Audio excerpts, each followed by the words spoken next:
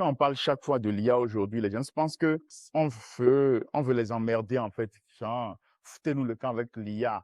Cette histoire d'IA, là, voilà. Les gens ne voient pas, en fait, à quel point cet outil-là est en même temps menaçant et en même temps une opportunité. Les gens ne voient pas, surtout les jeunes, c'est ce qui m'écoeure le plus.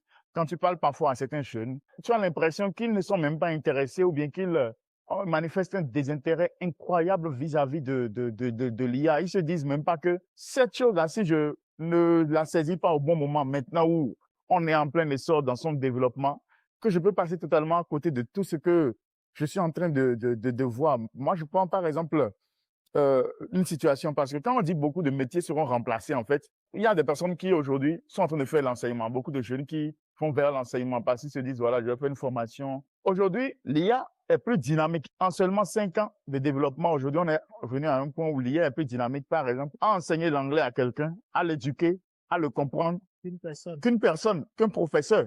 Combien, par exemple, de personnes un professeur peut vraiment former dans une journée, un professeur d'anglais qui a envie d'enseigner la langue, qui gagne de l'argent et qui aujourd'hui n'est pas déjà convaincu que l'IA menace son emploi, mais l'IA menace son travail. Si il manifeste du désintérêt par rapport à l'IA, mais l'IA peut constituer en même temps une opportunité s'il associe donc l'IA à son travail. Parce que moi aujourd'hui, même quand je dois m'entraîner à l'anglais, améliorer mon langage, il y a des IA avec lesquels tu échanges à n'importe quelle heure.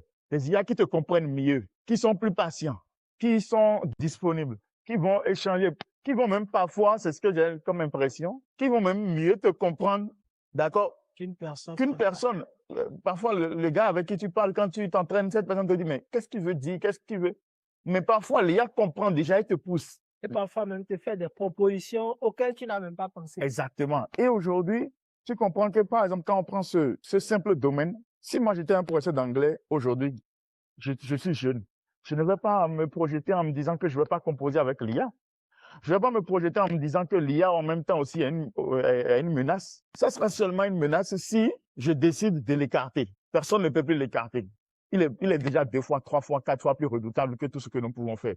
Mais aujourd'hui, si moi j'ai des compétences, pourquoi ne pas éduquer une IA? Pourquoi ne pas aller vers un modèle où je vais peut-être mettre un peu d'argent pour créer un modèle, un environnement, un cadre qui permet à n'importe qui, grâce à mon IA, qui s'inspire de ma façon de faire, de ma façon de m'exprimer, de ma façon de parler, pour aller vers un modèle où, grâce à moi, grâce à mon intelligence artificielle, les gens peuvent apprendre l'anglais.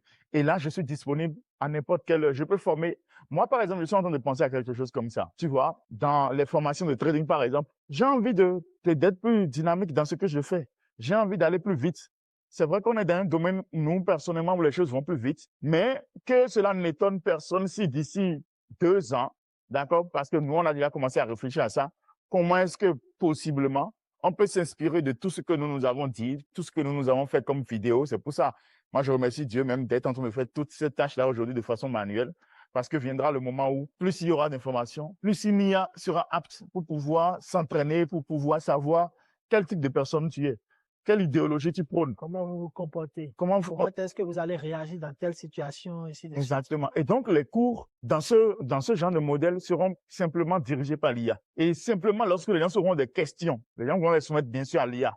Et quand les gens ne seront pas satisfaits de ce que l'IA a proposé comme réponse, alors là, lui-même maintenant peut prendre le relais. Et ça permet à ce que nous pouvons désormais faire, en appliquant ce genre de modèle, nous pouvons faire des modèles de formation 24 heures sur 24.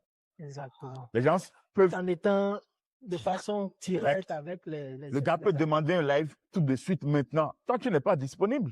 Toi, tu n'es pas disponible 24 heures sur 24. À 1 heure, 2 heures du matin, le gars peut demander une réunion en même temps. Il se connecte, il te voit. Il échange avec ton IA. Il échange avec ton avatar. Il parle, il échange. Si ça dépasse l'IA, s'il n'est pas satisfaisant dans sa réponse, parce qu'à la fin, la personne va certainement noter l'IA ou apprécier en fait les réponses qu'elle a eues.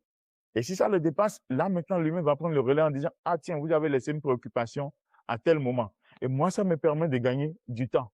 Et en même temps, de gagner aussi de l'argent.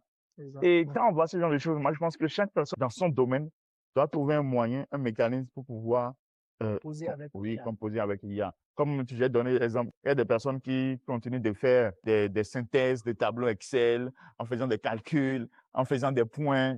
Ça n'existe plus ça. On a déjà dépassé ça. Il y a des personnes qui, on va leur confier une tâche, le DG va leur confier une tâche, ils vont rentrer, commencer à faire des calculs, à faire des sites, ça n'existe plus ça. Et moi, je trouve même que l'opportunité que des personnes plus âgées ont, c'est de pouvoir revendre leur aptitude à vite comprendre, en fait, l'IA. Comme j'ai donné comme exemple tout de suite, c'est que beaucoup d'entre eux, leur niche, c'est différent de nous, nous des jeunes. Eux, par exemple, ton père qui travaille avec l'IA aujourd'hui, moi, si j'étais toi, quand je vais rentrer, je vais lui dire, mais C'est ce que je vais faire. voilà, toi, tu maîtrises l'IA, non? Oui. Tu as une niche où et que tu vas les impressionner de malade avec l'IA. Des gens à qui on va donner des tâches, tu vas leur dire, moi, je peux faire cette tâche-là, sur laquelle tu as bien travaillé depuis une semaine. Moi, je peux faire ça en une journée, en 3 heures de temps. Et moi, je me fais accompagner d'un outil. Si tu as envie d'apprendre, dis-moi, paye-moi, je te montre. Et ça fait en sorte que nous gagnons plus vite du temps. Parce que pour moi, c'est ça l'opportunité de l'IA. Nous tous, dans la globalité, nous allons gagner plus vite du temps. Nous allons être plus concentrés à faire d'autres choses. Les gens vont gagner plus d'argent facilement. Avant, par exemple, je prends le domaine Internet, tout ça, les vues, tout ça. Avant, les gens s'étaient obligés d'allumer une caméra, comme on est en train de faire là, tout de suite là, Exactement. de faire une vidéo, de dire des choses incroyables, tout ça. Mais aujourd'hui, les gens, certaines personnes d'autres cieux n'ont plus besoin de ça. Les gens ont des IA qui écrivent des scripts, les gens sont des IA qui font des vidéos, et les gens ont des IA qui publient. C'est-à-dire, l'IA écrit le script, toi tu lui donnes les grandes lignes, l'IA écrit le script. C'est là. Une autre IA produit une vidéo.